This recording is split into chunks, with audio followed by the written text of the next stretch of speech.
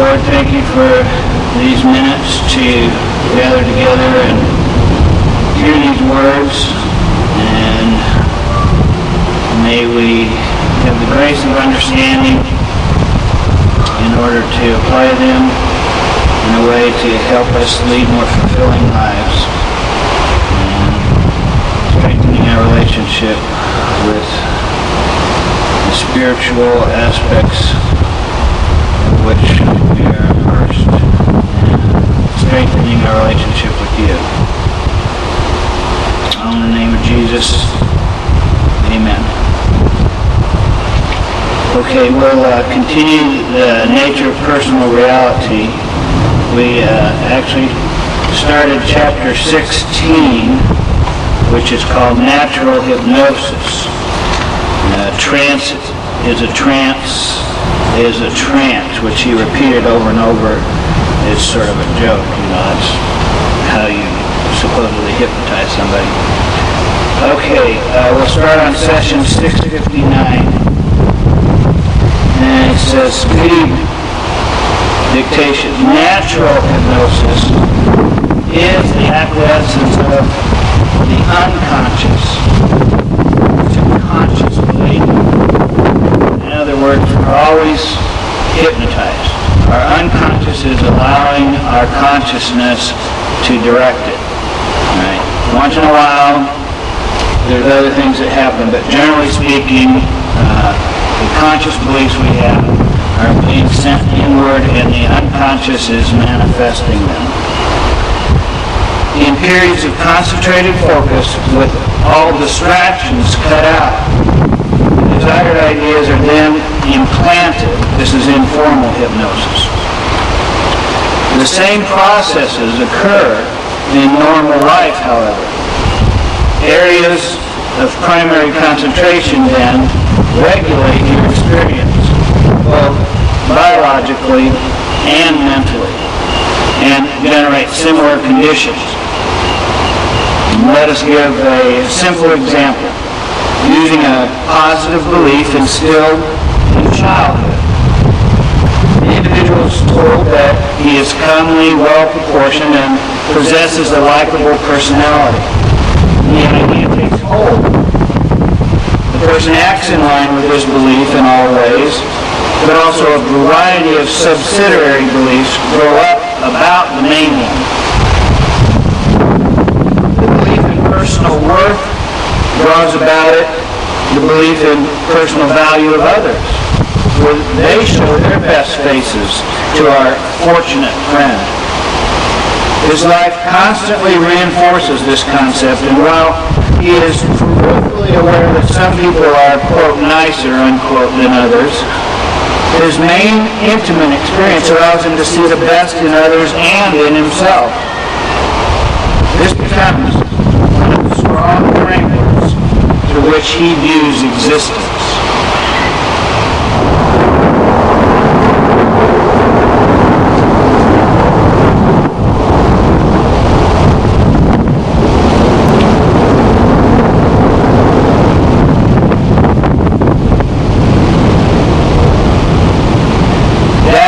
Or stimuli that does not agree is a side issue, not personally applicable, but present, he realizes, as fact for others. He will not need to prove himself, so it will be easier for him to accept contemporaries with fairness. There may be areas in which he realizes he is not adequate, yet because of his belief in his basic worth, he will be able to accept these lacks as part of himself without feeling threatened by them.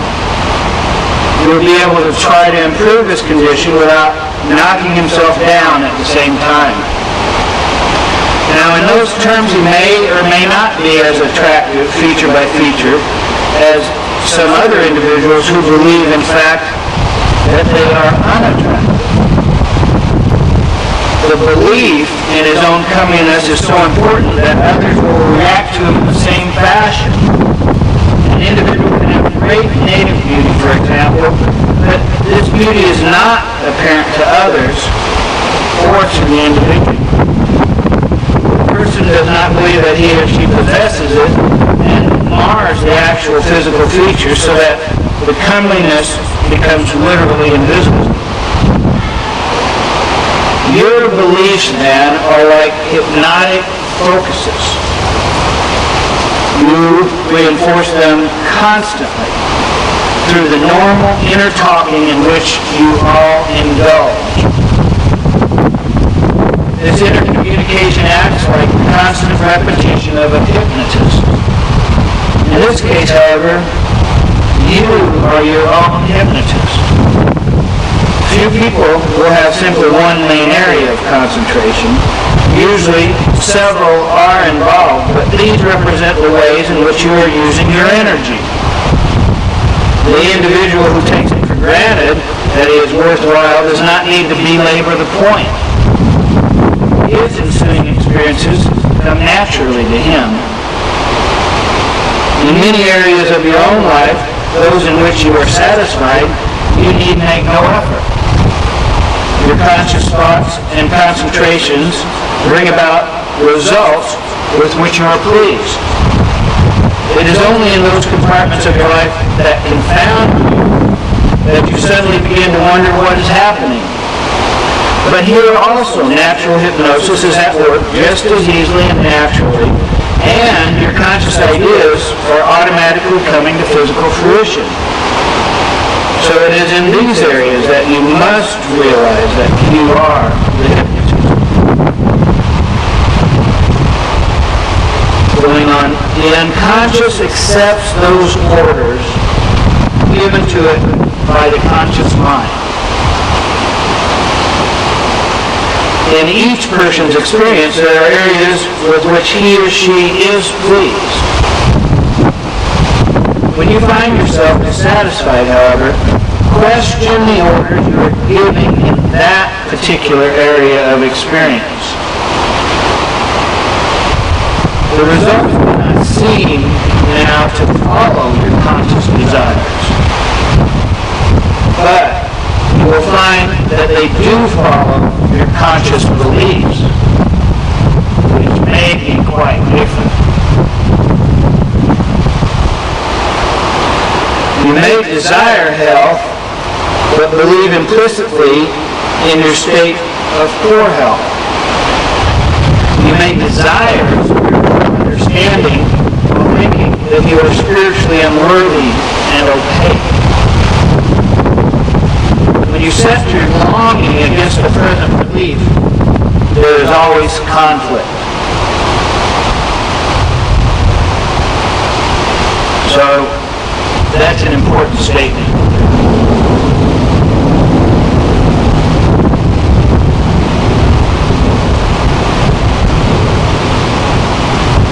I'll repeat it. When you set your longing against the present belief, there is always conflict.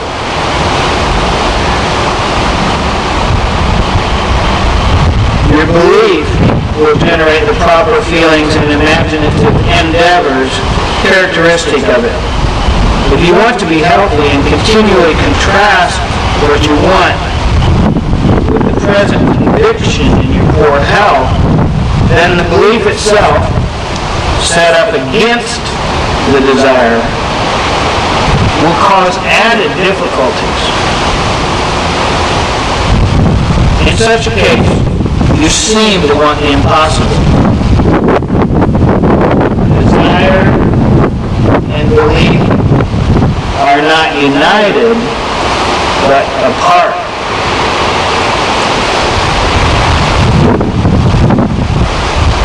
In formal hypnosis, you make an agreement with the hypnotist.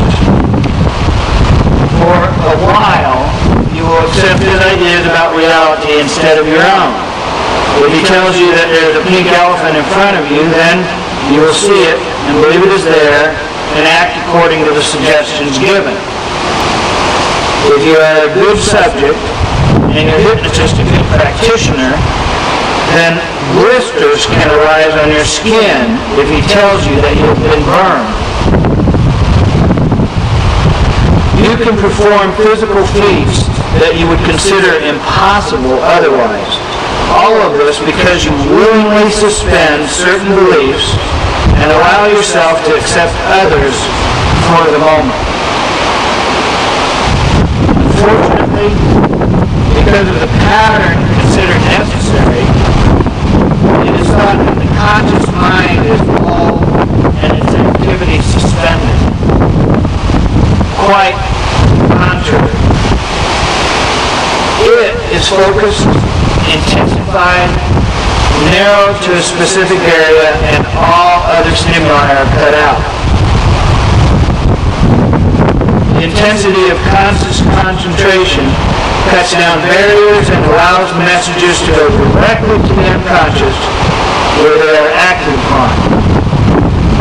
The hypnotist, however, is important in that he acts as a direct representative of authority. In your terms, beliefs are accepted initially from the parents. This, as mentioned earlier, having to do with mammalian experience. The hypnotist then acts as a parent substitute. In cases of therapy, an individual is already frightened, and because of the beliefs in your civilization, he looks not to himself, but to an authority figure for help. Even in primitive societies, witch doctors and other natural therapists have understood that the point of power is in the present, and they have utilized natural hypnosis as a method of helping other individuals to concentrate their own energy. All of the gestures, dances, and other procedures are shock treatments, startling the subject out of habitual reactions so that he or she is forced to focus upon the present moment. The resulting disorientation simply shakes current beliefs and dislodges set frameworks. The hypnotist or witch doctor or therapist then immediately inserts the beliefs he thinks the subject needs.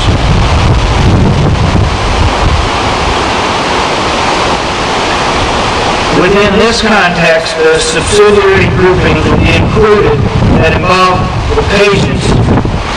Let me start that over. Within this context, subsidiary groupings will be included that involve the therapist's own ideas. In your society, regression is often involved, and the patient will remember and relive a traumatic experience from the past. This will then appear to be the cause of the present difficulty. If hypnotist and subject both accept this, then at that level there will be problems. If the cultural concepts include voodoo or witchcraft, then the therapeutic situation will be seen in that context, and the person uncovered, which, using the PowerPoint of the present, the doctor will then reverse. Quite without the context of formal hypnosis, however, the same issues apply. With the greatest understanding and compassion, let me mention that Western medicine is in its way one of the most uncivilized hypnotic devices. The most educated Western doctors will look with utter dismay and horror at the thought of a chicken being sacrificed in a primitive witch hunt. And yet, consider it quite scientific and inevitable that a woman sacrificed 2 breasts to cancer. The doctors will simply see no other way out. And unfortunately, neither patient. Modern Western physician, granted with the greatest discomfort, will inform his patient that he is about to die, impressing upon him that his situation is hopeless, and yet will react with scorn and loathing when he reads that a voodoo practitioner has put a curse upon some innocent victim. In your time, medical men, again with great superiority, look at primitive cultures and harshly judge the villagers. They think are held in the sway of witch doctors of voodooism. And yet, through advertisement and organization, your doctors impress upon each individual in your culture that you must have a physical examination every 6 months or you'll get cancer. That you must have medical insurance because you will be ill. In many instances, therefore, modern physicians are inadequate witch doctors who have forgotten their craft. Hypnotists who no longer believe in the power of healing and whose suggestions bring about other diseases which are diagnosed in advance. You are told what to look for. You are as cursed far more as any native in a tiny village. Only you lose breasts, appendixes, and other portions of your anatomy. The doctor will follow their own idea. In that system, they see themselves as completely justified. Yes, in the medical field, as in no other, you are faced directly with the full impact of your beliefs. For doctors are not the helpless, the lethal. They fall prey to their beliefs. They fall prey to the beliefs to which they so heartily subscribe. Their concentration is upon disease, not health. They take the break, and the comment is interesting. Seth says our next book will be on the AMA preferred reading list, which is American Medical Association. And then the person that's writing all this down says, I'll bet. Here's Seth referred to the American Medical Association, and he said, include that. So he knows exactly what he's saying. And I'm going to read some of the information that Jane said and was written about once she came out of this trance. Jane's state of dissociation had been excellent. Her delivery fast and steady. She said, boy, was he going strong, she said, meaning Seth. He's going to get into some more real good material after this, too. And then they resumed after they referred to some other sessions for background material. I brought the Bible study out here, and particularly I had reread this material. It's most important that we understand that we are creatures of this planet. Right? We are part of all of this that you see. And we don't want to forget that. We're very connected to it. And in the same way, we can find healthier ways to think, and healthier ways to live, and healthier ways to be. If we take this information that we learned today and apply it to ourselves, we can improve not only ourselves and our own health, but become role models for those around us and help many, many people. It's difficult in the sense that we're surrounded by completely opposite ideas. However, there is a growing movement of accepting alternative medicine. However, even the name I look at with disdain because it uses the term medicine. Alternative therapy is better, alternative health. However, it still sort of misses the point because it's looking to an authority figure outside of yourself to help you heal. And what we really need to do is understand that we not only cause our own diseases, we also end up healing ourselves. It all has to do with how we change our beliefs. And that all comes into being because we're hypnotizing ourselves constantly with our self-talk. One of the important points of the session tonight was the differentiation between desire or longing versus beliefs. When they don't match up, he said there's conflict.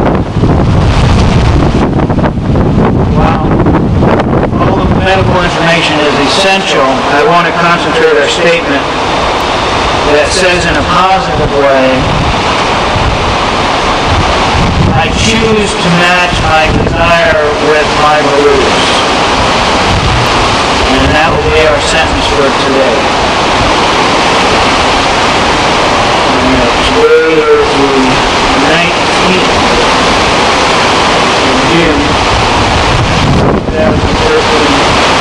And I choose to match my desire with my beliefs.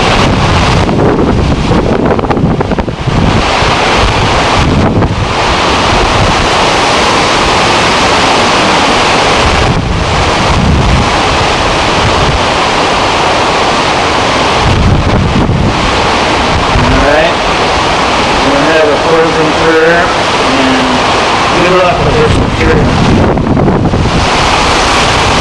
Thank you, Lord, for these minutes to speak openly about ideas that are different. A lot of times, true learning is hearing different ideas so that we can expand our minds, think things differently, look at different people. See if they work, explore, and experience our reality in different ways. May this all be part of what we do, harm-free in a fulfilling way, leading to better health for us and those around us. Even Jesus' name. You know, that was very timely considering what Angelina Jolie just did, you know.